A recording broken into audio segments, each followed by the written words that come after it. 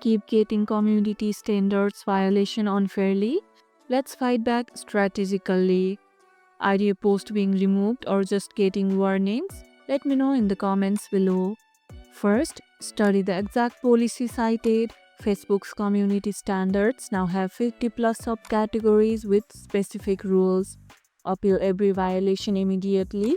Even if you think you broke rules, polite appeals have 30% overturn rate.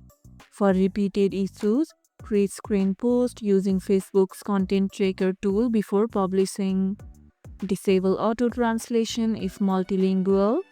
Many violations come from translation errors, not original content. Posts with 100 plus likes before flagging are 5 times more likely to be restored on appeal. On an appeal? Let me know in the comments below.